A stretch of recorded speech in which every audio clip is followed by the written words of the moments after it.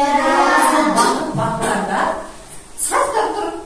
Егер сұрақты кім ретімен орындаса, біз алтын сақинаға өзіміздің тілегімізді айтады екенбіз. Ал дайынбыз ба? Ең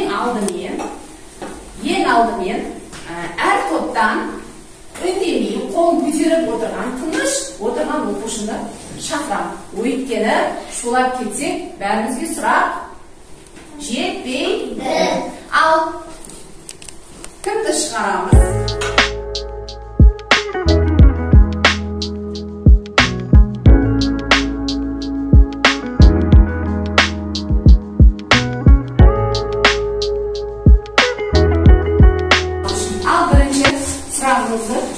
Tavuktan ödünüşü.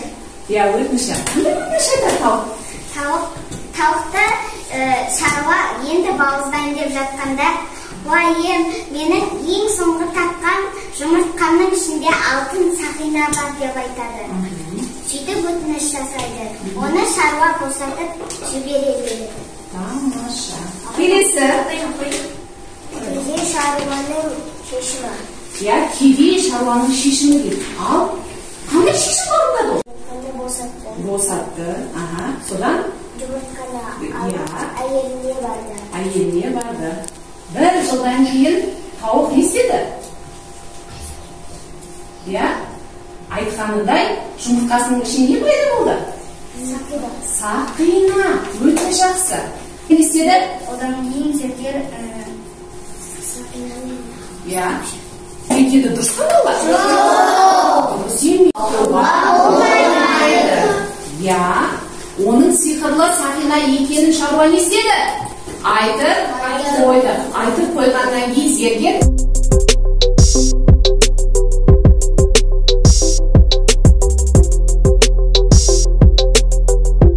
бір жыл өтеді сақинаны. Шаруа мен әйелі бастайды. Ya, ұмыта бастайды. Ya, олардың балалары не істейді? Ер жетеді.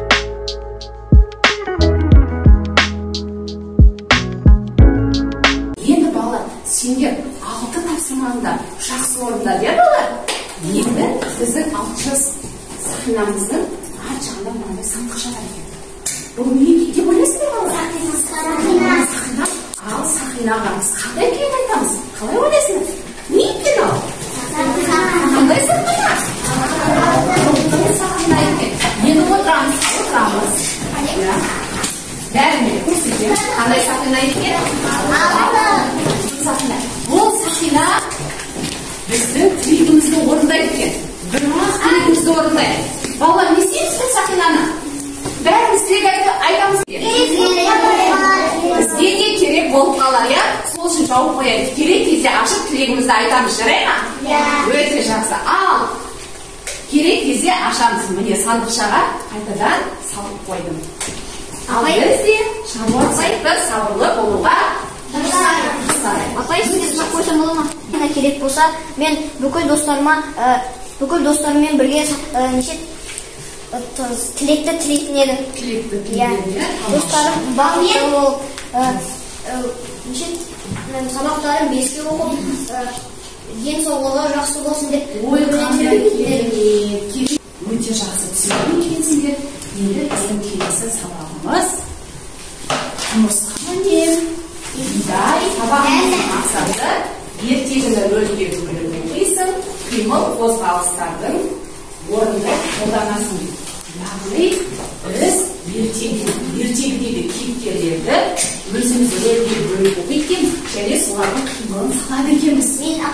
Ал енді бүгінгі сабақ ерекше болайын кетті болар. Байқайсыңдар ма?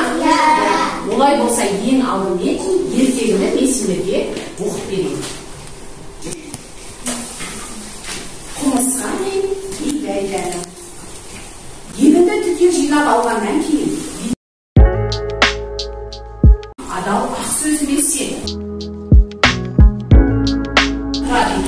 Ертегі кейіпкерлерінің жақсы іс-әрекетінен біз үлгі аламыз. Енді осы құмырсқа мен бидай ертегісінен қандай үлгі аласыңдар балалар? еңбекқорлық, иә, қысқаның еңбекқорлығы, тамаша. Достық, өтірік айтпай, адал болу, иә, тамаша тағы. Тәртіпті жарайды. Есінде тұрады. Сөзінде тұрады, тамаша. Міне, бала, бізге осы қасиет. Өтірік айтпау, еңбекқор, дос бол. Көрген бала, 3 топқа бөлемін. Әр тапсырманы орындағанда сұраққа жауап берген кезде, мынау не болады? Бидай. Осындай бидай дәнімен сендерді бағалайтын боламын. Кімде қанша бидай жинаса, яғни сол бала бүгін сабаққа жақсы қатысқан деген баға алуға емес пе? Бұл кімнің ертегісі екен?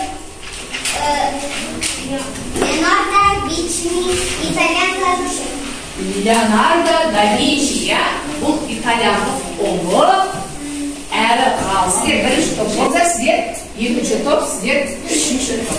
Сіздерге басын шайқау, таңдана қарау, осылық іс-әрекетті сіздер жасайсыздар.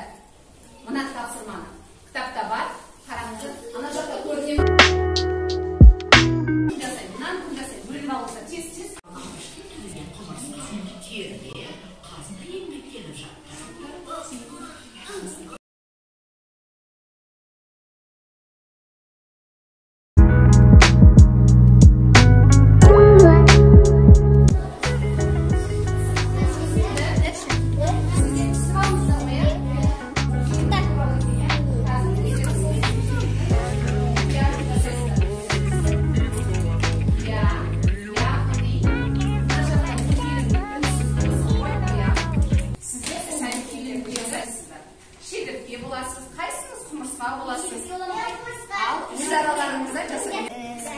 Мені жерге тастап кет. Чик, мен жазды жақсы көрем. Чик, мен шылдырлап өлең айтқанды жақсы көрем. Жаз болып тұра келеді. Ал сен ер? Ал мен өлең мен өз өлеңді айтамын.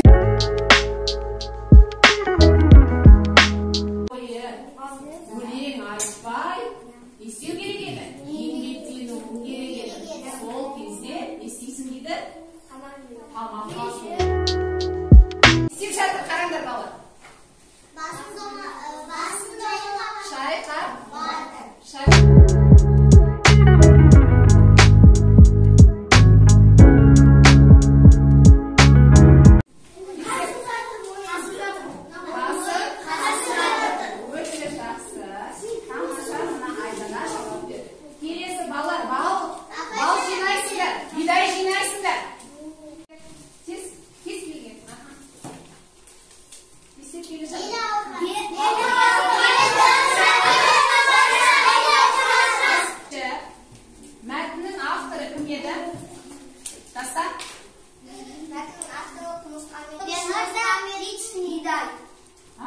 Леонардо жазушы, ғалым. Өте жақсы. Ертегінің атауы қандай? Әрі қарай оқиғаның болған. Далада болды. Қай жерде болды? Далада болды. Дәннің орнына 100 дән боламын. Мені тастап кет топырақмын. Бір дәннің орнына 100 дән болып шығамын. Мәселенің себебі не бұл оқиғаға? Не әсер етті? Бидай әсер етті. Әрі қарай сөз берді. Әрі қарай сөзінде толды. Мені тастап кетсе жылы бір дәннің орнына 100 дән болады. Тамаша. Түсінге тұрды ма? Отыра қойыңыздар. Бала шапалақтамайыңыздар. Дауыс бер деген. Бала дауысты қай уақытта береміз? Әкімді сайлаған кезде, президентті сайлаған кезде, ал бүгінгі біз дауыс беру Сен құмырсқаның сөзін жақтайсың ба? Әлде бидайдың сөзін жақтайсың? Оң жақтағы. Жоқ, мен бидайға берем десе, сол жақтағы дауысқа бересіздер. Ал олай болса, мына жерде түрлі стикерлер тұр, соны алып жабыстырыңыздар. Оның адалдығына сендіңдер, иә? Өте жақсы. Ал құмырсқаға екі оқушылықты кім берді? Құмырсқа кім жабыстырды? Я? Неге жабыстырдың? Құмырсқа бидайға сенді. Сен кішкене басында сенбеді. Иә, басында сенбеді, бірақ кейіннен өзі жетті, иә, оның алдамағанына, иә. Жақсы балалар, тамаша. 60 несін, 66 сабақта жасында. Бірді құмырсқа сұрағанның сөзін табыңдаршы мына жерде. Мен баға беремін. Ол бидайдың артында сұрақ бар екен. Кәне, кім айтады?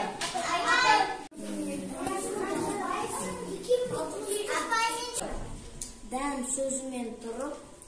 Иә. Сөзінде тұрып не істеді? Құмырсқаға бір дәннің орнына неше дән берді? Не айтсын соны? Bir dәннің орнына? Bir dәннің орнына бидай 100 дән берді. Құмырсқа қуанды ма? Ренжіп кетті ма? Қуанды. Өте жақсы, тамаша.